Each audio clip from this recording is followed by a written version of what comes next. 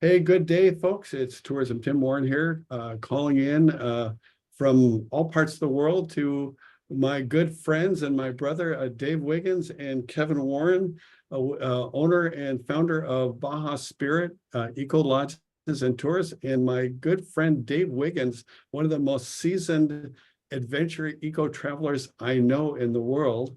And also one of the founders of Witness and Wiggins PR. And Dave has had the good fortune of traveling with us. Well, we're going to find out in a second, I think several times. Down Four to times, I think. how Four. many? Four? I think 4 times I've been Yeah. down there, if not more.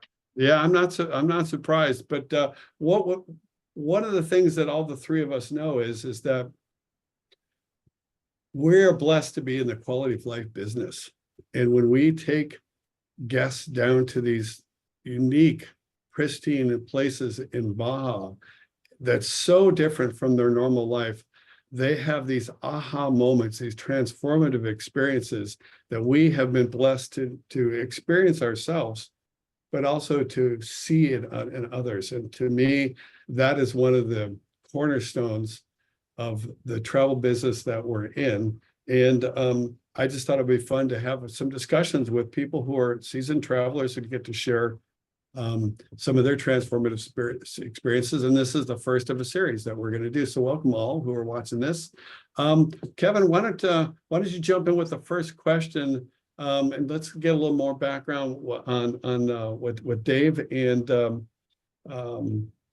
about question number one.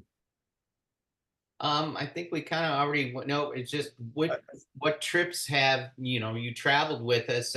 Did you do a whale shark trip or a Las Animas? I mean, tell us about the different trips that you traveled with us. You had mentioned Okay. 4 times. Well, I actually was the first iteration of your business. I was at La Única, very first time I went down, which is a couple of bays north of where you are at now.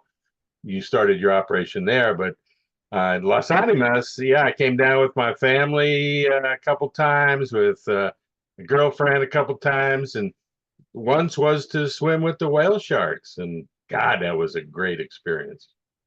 Yeah, they come in there, and yeah, going back to La Única, that goes back 30 years. Yeah, yeah, I A know. long time ago. The whale shark trip, what was really fun about that is that all three of us were there together. And for those that are watching this, the ideal time to do the whale sharks from the Las Animas Lodge is late August through the beginning of November is ideal. And we were down there in October and had some special times together doing the whale shark, but it was my wife's birthday, Sabrina's. And did we have two birthdays going? Yeah, I think it was an October trip, so Marion's birthday was then too. Yeah. And so one of the thoughts I had about transformative travel is to be able to have a special event, be it a birthday, an anniversary, a retreat, and a place like this is amazing. So it was really fun. I remember we got a cake in San Diego, and then the cook made another cake too. And we had our private birthday party there at Las Animas, Yeah, at front deck, and talk about the most amazing venue you could have a birthday in. yeah. It was really, really cool. Real quick, I'm getting a little buzz when you're talking, and the audio seems to be acting up a little. I'm going to turn down my volume a little bit here. A lot of static there. Is that any better? Am I clear? Can you hear me clearly? Oh, you were loud and clear. I hear you loud and Okay. clear, but you're also kind of got that little bit of buzzing. Take your audio down just a little bit. I'm not sure what I could click the audio, but it's what I'm hearing from you. Whenever you're talking, it's fuzzy. All right. I'm gonna back up a little bit. Maybe I'm a little too close to the microphone. You both sound fine to me. Okay, cool. All right, well then, as long as it's recording good. So Dave, when you were on one of these trips with us, and speaking about whale sharks, what are some of your fondest memories or epic experiences from that trip? Yeah. Well, obviously, probably the highlight was the whale sharks, and it just to get in the water with such enormous beasts. There, it's intimidating, and you're out of your comfort level, and you get in the water, and immediately it's magical. I mean, they're just floating along real slow, and you can snorkel up next to them and touch them, and it's really pretty cool. And so I got to put that on the top of my list. But there's been numerous instances. Once we went out on a nighttime boat trip into the bay because the luminescence was hitting the area. And if you've ever seen luminescence in the water, you can see fish jumping, you can see any ripple or any movement in the water becomes lighted up. And it's completely dark out there because there's no lights. And that's a magical experience as well. Another one was I remember Kevin came down one morning and said, "Hey, I think we have a nesting turtle that came up on the beach last night." And so we walked on down the beach, and sure enough, you could see right where the turtle came up from the water, right where she dug her hole in the sand and filled it with eggs. And these guys, I'm so impressed, were real quick to rope the area off and protect it and make sure that those babies would be hatched and make it back to the sea. So things like that are just unbelievable. And then you throw in the whales. The second largest whale in the world, the finback. We went out searching for them and had no trouble finding them. And to see whales that size, 100 less than 100 yards, 50 yards from you, it's breathtaking. Very cool. Kevin, those are all, when you're sharing this, I'm getting these visual pictures in my mind.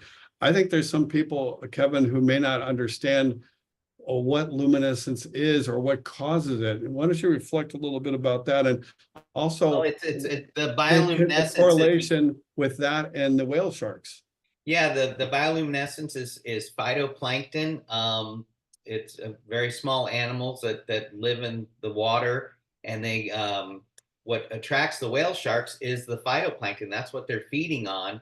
And this particular part of the Sea of Cortez has currents and bays that tend to concentrate the phytoplankton in these bays, which attracts the whale sharks. But then at night, you have the amazing bioluminescence like Dave was describing, and people have never seen stuff like that.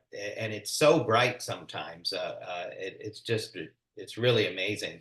We call it stars above, stars below. Because and if you're brave enough, you jump in the water and swim in the water with the stars above you and the stars coming off your hands. It's like a Disney movie or something. It's amazing. That is a cool analogy. It is that responsive. I mean, just moving your hand across the water, it lights up. I remember walking on the beach and looking back and seeing my glowing footprints from the phosphorescence, from the little bit of little teeny waves that were lapping up on the shore, and that there was that much you could still see glowing footprints. What about the night sky, Dave? That's one of my fond memories is just the incredible darkness that is there and what that means on night sky. Were you able to see some incredible night skies, Dave? Tim, I'm really having a hard time hearing you. I'm sorry. I really am. You asked me about it at night or something. I barely heard what you were saying. That's okay. What I said was, were you fortunate to be there during some of the dark skies and see some of the amazing stars at night? Yeah. In the Milky Way. Well, I'll venture to answer something. I'm not sure if it's accurate to what you asked, but the thing about Las Animas and being down there, you're so far from civilization. You are off the grid, you're remote, but with incredible creature comforts. I mean, you never feel you're uncomfortable or sacrificed. It's not a camping trip. But because you're so far off the grid, there's no lights at night. You look out and you don't see any other civilization really. Maybe far across the sea, you might see a light on an island or a boat going by or something. So that's the attraction, I think, of Las Animas, is that it's so pure and so clean and pristine because there's no people down there. And when you have that condition, you have the wildlife like you won't believe. So, you know, because of its location and the nature of the encampment, Kevin's kept it really low key and eco-friendly and very sustainable. You know, you get these experiences that you wouldn't have anywhere else. It's really amazing. So true. So true. Well, because you've traveled with us so many times over the years, you've probably seen some of the evolution of the improvement of systems and amenities, and Kevin has continued to make some upgrades. Why don't you share, Kevin, with a couple of the upgrades that you've got going now, since because it's been several years since you were down. Yeah, it's been quite a while since you were there, Dave. We make all of our own water now. And we have on-demand hot water showers in every yurt. And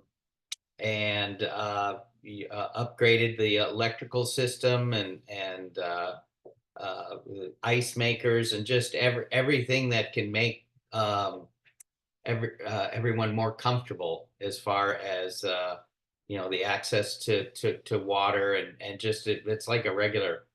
It's almost too nice now.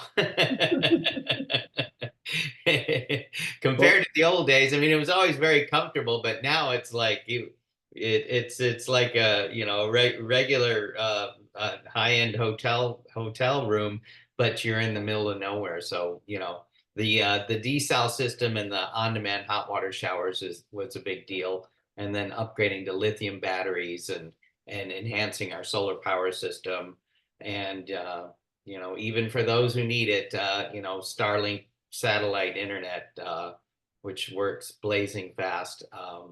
So just a lot of, you know, you can do FaceTime calls and show your friends where you are and make them all jealous. So.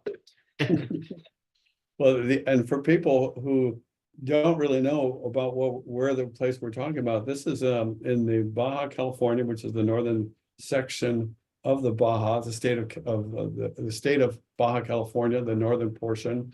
It's in an area called the Midriff Island region, which has been called the Galapagos of Mexico, and because of its diversity and that it's totally pristine. People may not know that you can only get to Las Animas by boat. There are no roads. There never will be roads. And as Dave said, it's so far removed, you don't see any lights. And it's about, what is it, a 45-minute to an hour boat ride? About an hour boat ride, yeah.